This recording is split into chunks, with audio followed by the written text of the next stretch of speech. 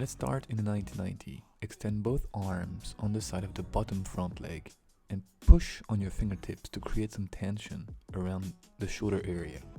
You're gonna bring your elbow down and perform a fetus roll while trying to keep your legs the same, that is, both knees pointing towards the floor. From there, we're gonna try to swing our arms overhead, keeping our hands on the floor from one foot to the other, enjoying the stretch in the process, and then come back up after a couple of reps on the other side and perform the same.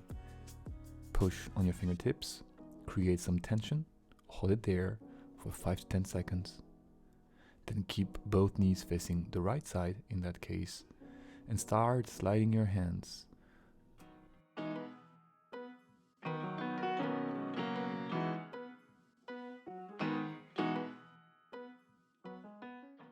You can repeat that little routine a few times, adapt it with other movements you know, and use that time to pay attention to the subtle details that you are experiencing in your sensations today. It is usually a great idea when we are performing easier movements at the beginning of a training session to notice the subtle nuances in our body feedback and sensations and our relationship with the floor. This helps us improve the way we move on the floor later on as we complexify the movements we are executing.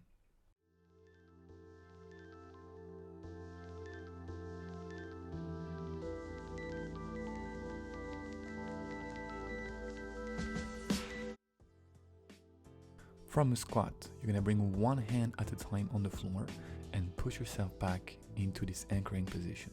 We are trying here to be as soft as possible in the way we receive the floor and push ourselves away from it. So you want to make sure that you are rolling the fingers down as you land, using your elbow to absorb some of the shock wave, and timing properly what your hips are doing with the pushing hand as you go back into your squat. You may want to spice things up by bringing your hands further away from your feet and adding more momentum.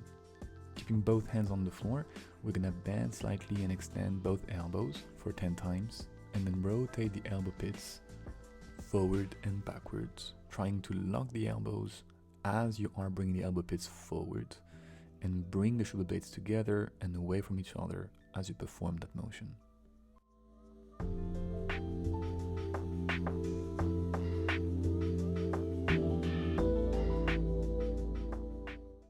From there, you can bring your butt between your heels, trying to have both heels facing up towards the ceiling and your butt sitting in between them. The goal here is to gently prep the toes. So we're gonna load the toes by performing small bounces with our pelvis for 10 to 20 reps. This arguably is not the best feeling in the world, but is a good prep for acrobatic movements. From there, you can push yourself back into a squat and back down into a kneeling position, trying to bring both knees simultaneously on the floor and controlling the descent. If this is too hard, you can absolutely grab a support with one arm, a couch, or here on the screen, a bar, and perform the same. The next part of the warm-up is about our beloved tripod. From the squat position, we are going to transition into our tripod on both sides. Remember that the tripod is a very important gate or anchoring position in our Floorwork methodology, and that to perform it properly, you really want to ensure that your butt is sitting over the heel of the bent leg. In that grounded position, you should be able to release your arms and swap the hand that is finding the floor. Try to find a flow from one side to the other and to release any unnecessary tension as you transition from one gate to the other. You can also start adding movement while trying to keep the quality of your landing and pushing with your hands. We are then going to add some rotation into our tripod, and for that, having watched the carousel tutorial would really help. Starting from the squat, push on one hand and shoot the knees the other direction, trying to sit on the heel of the pushing hand. If you keep your feet exactly where they are and allow the front leg to drop on the side, you should end up intertwining the legs around each other and end up in a tripod in which the front leg is a bit more bent. Again, if this doesn't make sense, go back to the carousel tutorial and come back to this video. What you want to be able to achieve at that stage of your journey is a flow between one side and the other, starting from a squat, pushing into a tripod, going back into a squat, and pushing into a tripod the other direction. Assuming that you know what an S-Rollet is, and if you don't, of course you will find all the resources in your platform. Try to create a loop from a squat into your carousel, finishing up in an S-Rollet and back into your squat again. This is a very useful combination that will teach you how to manage properly the momentum out of the carousel. Keep in mind that you want to be transitioning into your S-Rollet without marking any pause, and that you want to have performed that transition before you lose balance in your carousel. Now let's see how to get into this transition. From a 90-90, which is yet another anchoring position of our methodology, we want to see first that the back leg is the top leg and that the front leg is the bottom leg. We are going to refer to those as the air and ground leg. So from that position, we are going to bring the back top leg over the knee of the front bottom leg, and push on our hand and both feet to raise the pelvis off the floor.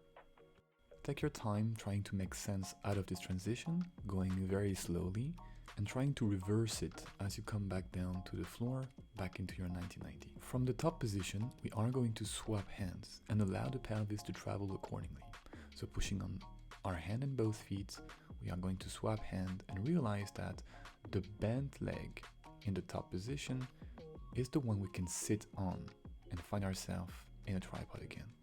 So really ensure as you're pushing yourself up that the pelvis stays over the heel of the foot of the bent leg. Again, we're swapping the legs, pushing, raising the pelvis off the floor, swapping hands, and eventually fall into your tripod.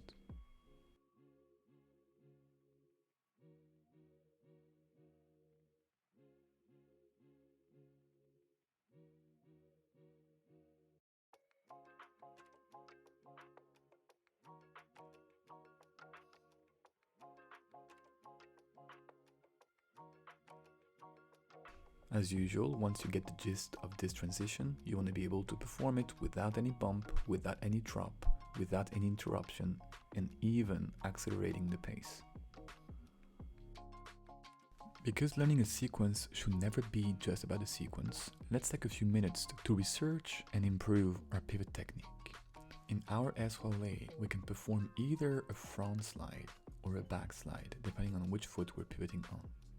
So let's go back to our pivots. Starting from a standing up position, we're going to take a step and practice both the front slide and the back slide. In the front slide, the foot of the back leg that slides on the floor slides in front of us. In the back slide, it slides behind us. Practice first very small but controlled slides, that is 180 degrees or even less than that, 90 degrees. Without sacrificing the quality of your landing, look at the way the foot finds the floor. You are gradually going to increase how much you're pivoting.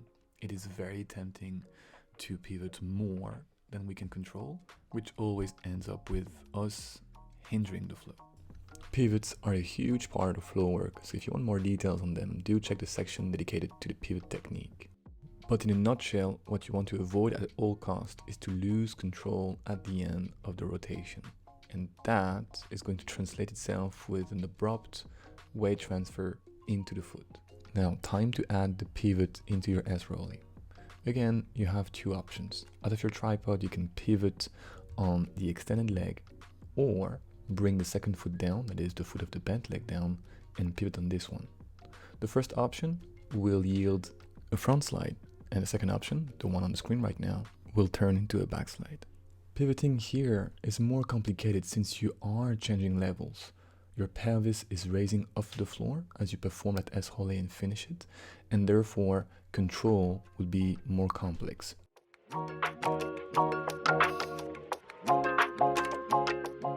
If you haven't guessed already, we are going to begin with a carousel, move into an S-Rollet, and perform that pivot. The obstacle here is usually the transition from the carousel into the S-Rollet. You do not want to mark any pause, nor do you want to lose the balance out of the carousel.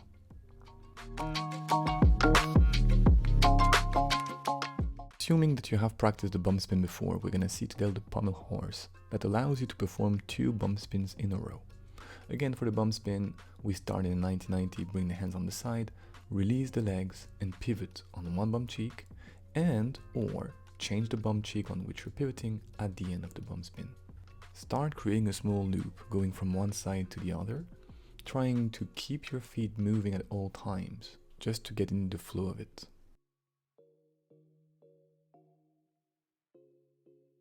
For the following part, remember, the bottom ground leg is your front leg in the 90-90. At the end of your bump spin, that bottom front leg has become the back top leg. And if you were to bring that hip down and push yourself back up into a 90-90, it will become again the bottom front leg. The pommel horse is about you performing a full bump spin, going on the floor belly down and coming back up in a 90-90 position with as little deceleration as possible. For that, it helps to bring your attention either on the top leg or the bottom leg in the 90-90 and trying to bend and extend it at the right time to ensure continuity.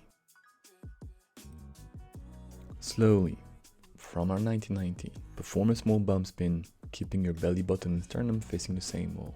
For this one, let's use the top leg in the initial 90-90, that's the blue sock on the screen, to perform the drive. So we have swap bump cheeks.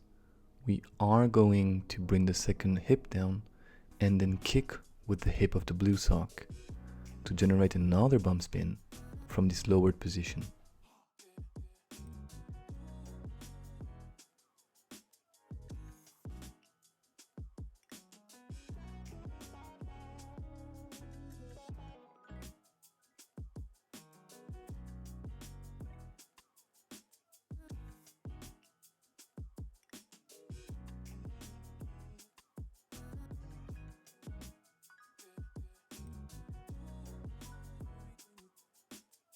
What really helps to make sense out of this movement is to zoom on the belly roll and spend time digesting what the legs are supposed to be doing.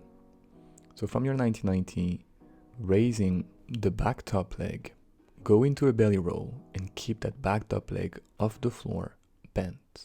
As you bring the hip of that leg down, notice that you can flex that hip, extend that knee, and generate a new bump spin.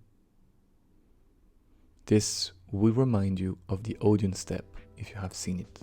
Using what we have seen in the warm-up, let's try to go into our transition into a tripod from a bump spin, trying to have, remember, the back leg intertwined over the straight front leg at the end of the bump spin.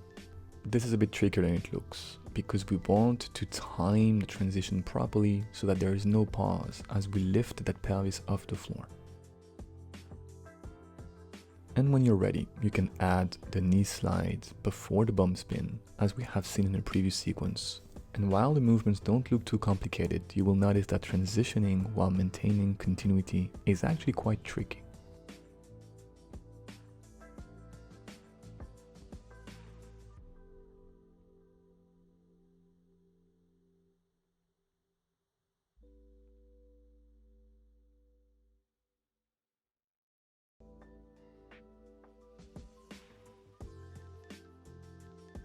Next and final step is to replace the bump spin with the pommel horse.